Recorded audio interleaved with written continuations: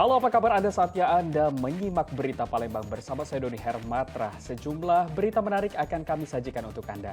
Dan berikut 3 berita utama kami hari ini. Dendam karena dilarang memungut barang bekas, seorang pemulung di kota Palembang membunuh petugas kebersihan.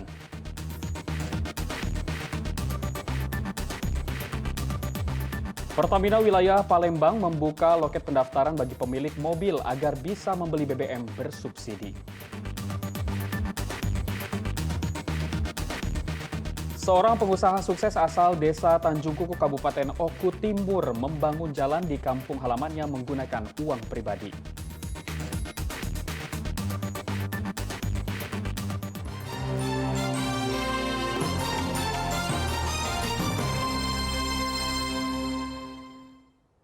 Kita ke informasi pertama. Dendam karena dilarang memungut barang bekas, seorang pemulung di kota Palembang nekat menghabisi nyawa petugas kebersihan dan membuang jenazahnya ke dalam parit.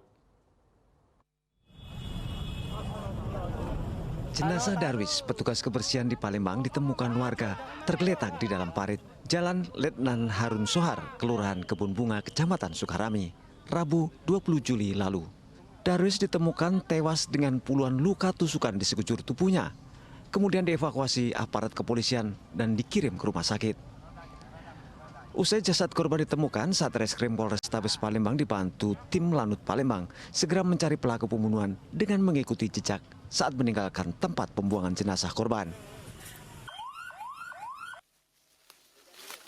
Gelap puluhan sudah. Ada darahnya? Ada ya, sudah. Maju terus. Kita putarnya kita nih.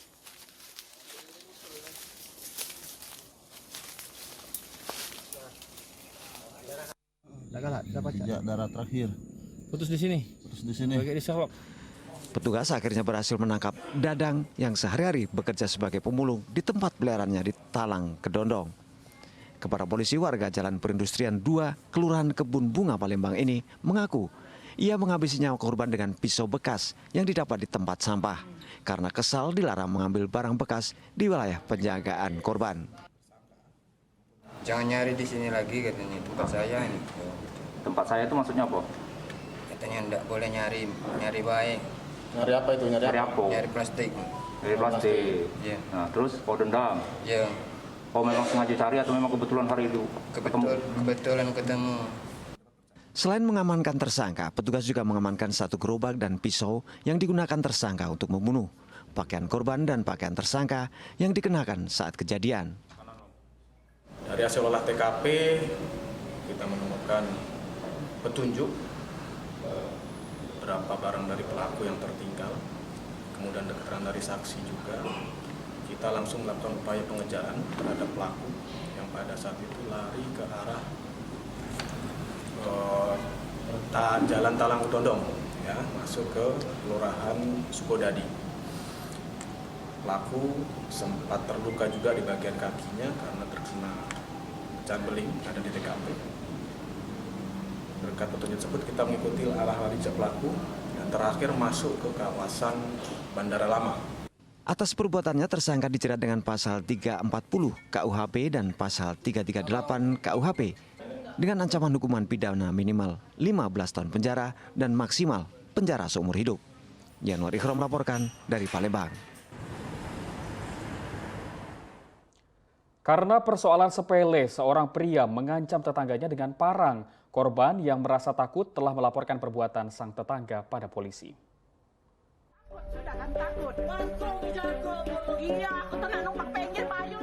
Pria yang memegang sebilah parang ini mengancam tetangganya di kawasan Lorong Budi Mulia, Jakabaring, Palembang. Korban yang membawa anak balita merasa takut dan membuat laporan ke polisi. Pengancaman bermula saat korban Mariana Noviasari terhalang sepeda motor pelaku saat hendak masuk ke lorong rumahnya.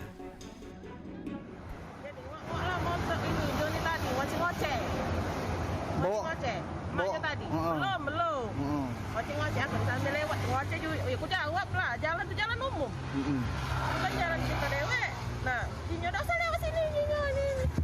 Dia kayak bukan anak tinggal tak tahu apa ini jalan umum dia tuh. Masih ngoceh lah, nah tak tahu ngadeknya tadi datang lah 10 juta ke rumah mau latih. Iya. Ngancam ya? Kencing. Bunyinya ngendong anak aku yang kecil itu. Ngancam dia ya? Iya, ngancam. Ngancam apa dia? Bunyinya kamu nih, bunyinya sekali di 2 kali kamu nih, kok lah sekali nih. Udah kecil itu lah. Jangan takut, jangan takut. Video pengancaman dengan parang ini telah viral dan pelaku telah meminta maaf. Tetapi polisi akan meminta keterangan dari pelaku. Dedi Irwansyah melaporkan dari Palembang. Sementara itu, seorang pelaku di penganiayaan di Kota Palembang diringkus polisi tanpa melakukan perlawanan di rumahnya. Kini polisi masih memburu 2 rekan tersangka.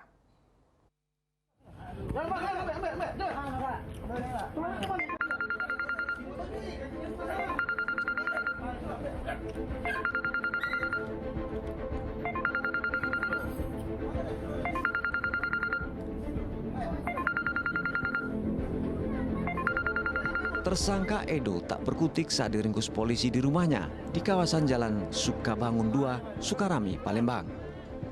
Tidak hanya melakukan penangkapan, polisi lalu melakukan penggeledahan di rumah tersangka dan menemukan sebilah celurit sebagai barang bukti. Penangkapan tersangka ini sempat mengejutkan keluarga tersangka dan mempertanyakan kedatangan polisi. Tersangka Edo adalah satu dari 3 pelaku penganiayaan terhadap seorang pria bernama Aditya pada 3 Juli 2022 lalu. Akibatnya korban mengalami luka yang cukup parah di tangannya hingga nyaris putus. Diduga kasus ini dipicu persoalan salah paham antara tersangka dan korban saat mereka bertemu di sebuah warung pecel lele di Jalan Sukabangun 2, Palembang. Orang yang kita baru amankan ada 2 orang lagi yang masih kita lakukan pengejaran. Ya, melukai korban. Korban mengalami luka ya di tangannya sebelah kiri, kalau tidak salah sebelah sini lumayan parah ya, sini sama sini beberapa jahitan. Dan untuk motif masih kita juga dalami juga karena informasi katanya dia sempat ada cekcok segala macam. Nanti kita dalami lagi. Nah, untuk informasi juga pelaku ini juga ada terlibat mungkin permasalahan atau laporan polisi lain di kami, itu juga sedang kita dalami. Tersangka kini telah diamankan polisi ke Mapolrestabes Palembang untuk menjalani serangkaian pemeriksaan. Sementara 2 rekan tersangka masih dalam pengejaran polisi. Dedi Irwansyah melaporkan dari Kota Palembang. Seorang pemotor tewas di tempat setelah motor yang dikendarainya menabrak trotoar di Jalan Jenderal Sudirman, Palembang. Diduga korban mengendarai motor dalam keadaan mengantuk. Peristiwa kecelakaan maut ini terjadi tepat di bawah stasiun LRT Cinde yang berada di Jalan Jenderal Sudirman, Palembang pada Minggu dini hari. Akibatnya pengendara sepeda motor yang belum diketahui identitasnya tewas mengenaskan di lokasi kejadian. Sementara sepeda motor korban mengalami kerusakan yang cukup parah. Kecelakaan bermula saat sepeda motor yang dikendarai korban melaju kencang dari arah Simpang Caritas menuju Bundaran Air Mancur. Namun saat melintas di lokasi kejadian, sepeda motor oleng dan menghantam trotoar jalan. Menurut polisi, tubuh korban sempat terseret sejauh 30 meter. Sepeda motor ini dari arah Simpang Caritas mengarah Air Mancur. Ini mungkin kecepatan tinggi hilang keseimbangan. Terjatuh mulai dari sekitar 30 meter sampai ke lokasi Simpang. Ada berapa orang korbannya nih? 1 orang. Polisi menduga kecelakaan tunggal ini disebabkan karena korban mengantuk saat mengendarai sepeda motornya dalam kecepatan tinggi. Selanjutnya jenazah korban dibawa ke kamar jenazah Rumah Sakit Bayangkara M. Hasan Palembang untuk dilakukan visum. Dedi Irwansyah melaporkan dari Kota Palembang.